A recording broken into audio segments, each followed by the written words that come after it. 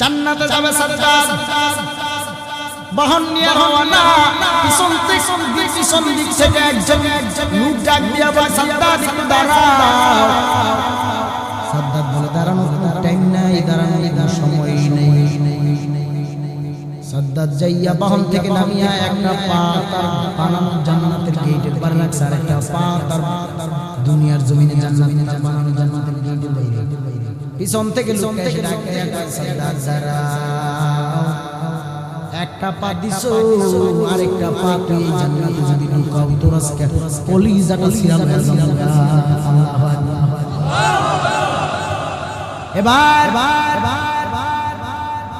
সাদ্দাত বলে কে তুমি, কি তোমার পরিচয়? লোকটা ডাক দিয়া বলতেছে আমি কে, আমার কি পরিচয় জানো? আমি আমার মাওলার অর্ডারে আমি তোমার সামনে আসি। বলে কে? আমি হইলাম মালাকুল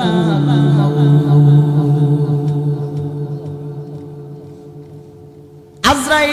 কেন হাজির জানো না? আমি কেন আসি? আমার ডিউটি কি তুমি জানো? বলে আজরাইল আমি বড় মায়া করে, আমি খুব যত্ন সহকারে দিনের পর দিন রাতের পর রাত লাগাইয়া কত কষ্ট করে আমি এই জান্নাতটারে কমপ্লিট করছি।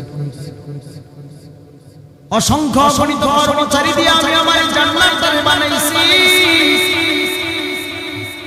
ও মালাকুল মউত আজরাইল, আমি আমার বানানো জান্নাতে দুনিয়ার সুন্দরী রমণী দিয়া হুর বানাইছি। নাউজুবিল্লাহ।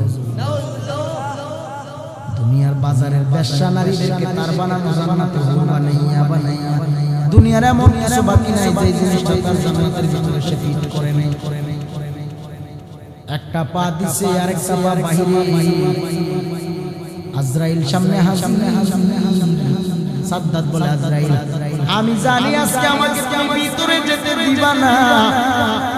আমি জানি মাওলা সত্য, তারপরে আমি মানি না। আমারে জানি তুমি আজকে জান কবজ করে নিয়ে যাইবা, তবে একটা অনুরোধ একটা তোমার কাছে বলে কি বলো। ও আজরাইল তুমি একটু আমাকে সময় দাও, আমি বানানো জান্নাতের ভিতরে ঢুকবো না, শুধু মাশা ঢুকায় ডানে বামে সামনে চলে দেখছি। আজরাইলের মনে কি মায়া লাগে, একটু মায়া লাগে। ও আল্লাহ, সাদ্দাত সজ্জায় তার বানানো জান্নাতের ভিতরে সে মাথাটা ঢুকাইয়া একটু ডানে বামে সামনে দেখবে। আল্লাহ রাব্বুল আলামিন বলে আজরাইল তুই রহমান না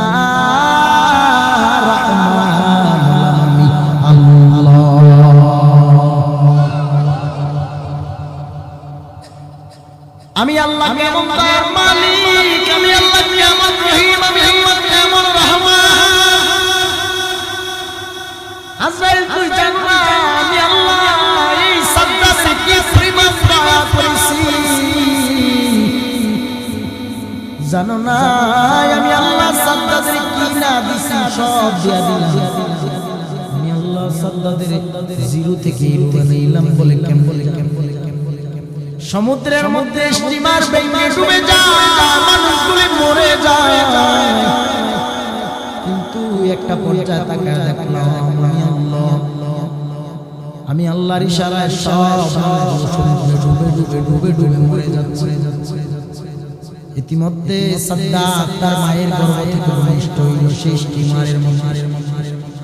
ঝড় যখন সব বাতাস উড়াইয়া নিয়ে যাইতেছে, স্টিমার পর্যন্ত ভেঙে লণ্ডভণ্ড হয়ে গেল। ওই মুহূর্তে আমি আল্লাহ সাদ্দাতের মায়ের গর্ভ থেকে তারে ভূমিষ্ঠ করাইয়া সাধারণ একটা কাঠের তক্তার উপরে আমি আল্লাহ তারে বসাইয়া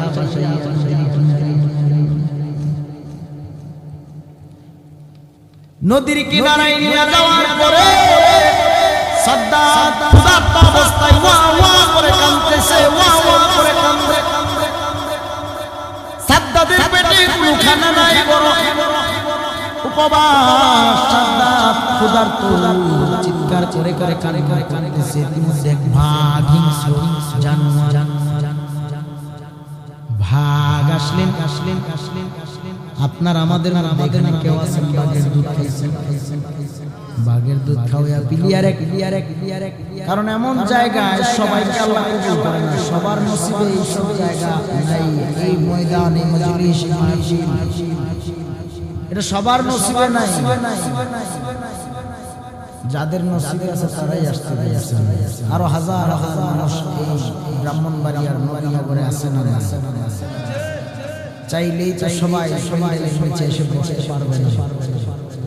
কপালে তো থাকা লাগবে, রহমত থাকা লাগবে, দয়া থাকা লাগবে। তো দয়ালের দয়া ছাড়া এমন মাহফিলের প্যান্ডেলের নিচে সবাই আসতে পারবে না, বসতে পারবে না। যে জায়গাটাতে আমরা বসে আছি এই জায়গাটা শুধু সাধারণ বালুর মাঠ না, বর্তমান জান্নাতের বাজার। যতক্ষণ পর্যন্ত মাহফিল চলতে থাকবে, বয়ান চলতে থাকবে, মিলাদ কিয়াম দুরূদ শরীফ আদায় করা হবে, ততক্ষণ পর্যন্ত ফেরেশতারা চতুর্পাশ থেকে আপনাকে আমাকে পাহারা দিতে থাকবে। আল্লাহ বলবেন, ফেরেশতারা তোমরা দেখছো আল্লাহ কি সীতারাম ঘুরে মাহফিল হচ্ছে। তারা তো মাহফিলে বসে আছে, খানার লোভে না, টাকার লোভে না, ভালো বিছানাও দেওয়া হয় নাই। তারা মাটির মধ্যে ঠান্ডার রাতে সাধারণ একটা কার্পেটের উপরে বা একটা পাটির উপরে বসে আছে ঠান্ডার রাতে। দেখতেছো তারা আরামের ঘুম হারাম করে এই রাতে বসে আছে। তারা আমি আল্লাহকে কত ভালোবাসি। ফেরেশতারা বলবে, আজকের এই ভালোবাসা নিদর্শনটা হাসরের ময়দান কায়েম হবে, সেই দিন আল্লাহ আপনার সামনে ওপেন করে দেওয়া হবে। বলে কিভাবে? আজকের মাহফিলে ক্যামেরা দিয়ে আমার ডানে বামে মিডিয়াওয়ালারা রেকর্ড করতেছে, ক্যামেরা দিয়ে সাধারণ ডিএসএলআর এইচডি কোয়ালিটির ক্যামেরা দিয়ে রেকর্ড করতেছে। কিন্তু ফেরেশতারা এইচডি নয়, 4K'রও 4K ক্যামেরা দিয়ে রেকর্ড করতেছে। যেই ক্যামেরাটা হলো জান্নাতি ক্যামেরা। ফেরেশতারা যেই ভিডিও ধারণ করছে সেটা প্রজেক্টরের মাধ্যমে জান্নাতের হাসরের ময়দানে ফেরেশতারা আল্লাহকে দেখাবে। সেই প্রজেক্টর দুনিয়ার কোনো সাধারণ প্রজেক্টর নয়, সেটা আল্লাহর কুদরতি প্রজেক্টর। তাহলে এখানে যারা আমরা বসেছি আমরা বড় ভাগ্যবান, ঠিক কিনা বলে? আমাদের কপাল বড় ভালো, বেশি না বাবা। নিয়তকে পরিশুদ্ধ করে নেন, সারা রাত বয়ান শোনা লাগবে না, দুই একটা কথার উপর আমল করতে পারলেই আপনার জিন্দেগি কামিয়াব হবে। হাদিস শরীফে এসেছে, ইন্নামাল আমালু বিনিয়াত, আমল সকল আমলের প্রতিদান তুমি পাবে তোমার নিয়তের উপরে। তোর নিয়ত যদি সহি হয়, তোর অল্প নিয়ত, অল্প আমল, তোর নিয়তের বরকতে আল্লাহ পাক তোমাকে কবুল করিয়ে নেবে। অল্প আমল তোমার আমার জন্য যথেষ্ট হয়ে যাবে, বেশি লাগবে না, বেশি লাগবে না। এখন বেশি লাগবে না বলার কারণে অনেকেই ভাববেন তাইলে নিয়ত তো করছি ওই নামাজ, হ্যাঁ খালি করলাম, ফরজটা পড়লেই হচ্ছে। হ্যাঁ হ্যাঁ সুন্নত নফল এগুলি লাগবে না, লাগবে না, লাগবে না। হ্যাঁ হ্যাঁ 5 বেলার 5 ওয়াক্ত নামাজ লাগবে না, 3 ওয়াক্ত পড়লেই হইতেছে। 5 ওয়াক্ত পড়া লাগবে না। আল্লাহ আমাদের প্রত্যেককে নেক নিয়তে, নেক আমলের নিয়তে বসার তৌফিক দান করে দিন। আমিন। গভীর মনোযোগ, দিলের কান দিয়ে বয়ান শুনেন। অপারেটর ভাই, ওস্তাদ আপনার সাউন্ড এখন জমা গেছে না? ফার্স্ট টু লাস্ট পর্যন্ত আর লালালারি করে না, ভালো আছে যেমন আছে এভাবে ভালো আছে। দিলের কান দিয়ে বয়ান শুনবেন ভাইরা আমার। মাইকের আওয়াজ পাইতেছেন ও সীতারামপুরের মানুষেরা, ও দৌলতপুরের মানুষেরা, ব্রাহ্মণবাড়িয়া নবীনগরের মানুষেরা, এ ময়দানে আপনারা আমি সহ আমরা যারা বসলাম, আমাদের কপাল বড় ভালো, ভালো ভালো। বেশি লাগবে না, পারলে নিয়তটুকু পরিশুদ্ধ করে আমেলে বসিয়া যাও। তওবার নিয়তে বসে পড়ে আমার আল্লাহ রাব্বুল আলামিন কি দয়ার সাগর, কেমন দয়ার মালিক রব্বুল আলামিন।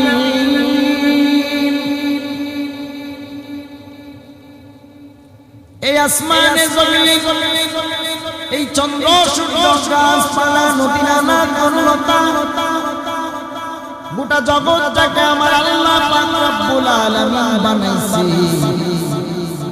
6 দিন সময় লাগাইয়া আমার আল্লাহ গোটা জগৎ বানাইয়া